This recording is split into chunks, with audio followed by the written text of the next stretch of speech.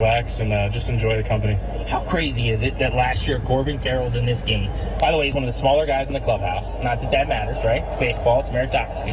And here he is now, going to win the Rookie of the Year very likely.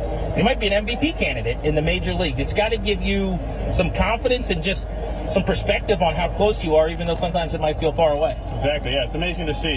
He's a great talent, and it's just amazing that I was beside him last year in this locker room over here, and then now I'm out here starting, but he's all-star starter as well, so it's amazing. Well, you were also in that dugout with Ellie De La Cruz. It was like, you turn on Sports Center, MLB Network, they can't go 5 minutes without talking about him. I was actually telling the story earlier today. He had cool cleats honoring his mom last year. He was just sitting there, because he came in off the bench as well, for like 5 innings just chilling. Yeah, I remember we got one at bat, jumped in, 6th inning or something, and he hit one to the warning track, actually. It was loud, I believe, yeah. I mean, they caught it, but still, he's a great talent, and it's great to be around those kind of guys. Your season so far, really successful, 65 games in, 12 homers and 26 steals for you, now up to Double-A at Amarillo. How do you feel about the season so far in the D-back system? It's good, yeah. It's a lot of progress has happened. Stayed pretty resilient and persevered through some tough times at the start, but I've learned a lot, and I think that's going to translate big time once we're up at the big club.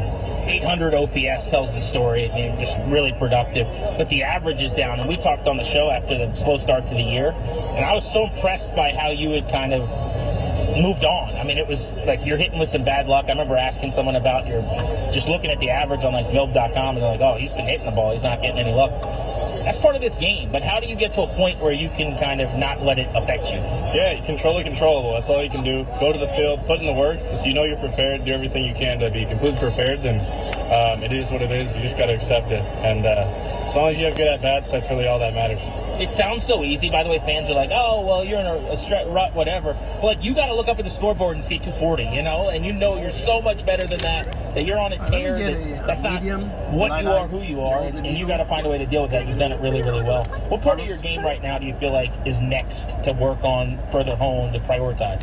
I think just being more consistent overall and everything. I think that's what they want at the big league level, being consistent and being an impact player at all facets of the game. But I'm excited with where my defense has gone from last year, and obviously the bat is coming along. So I'm excited to see how the second half turns out.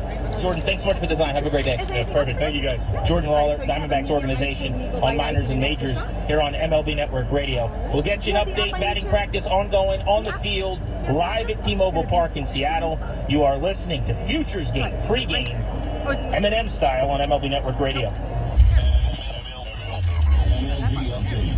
The Tiger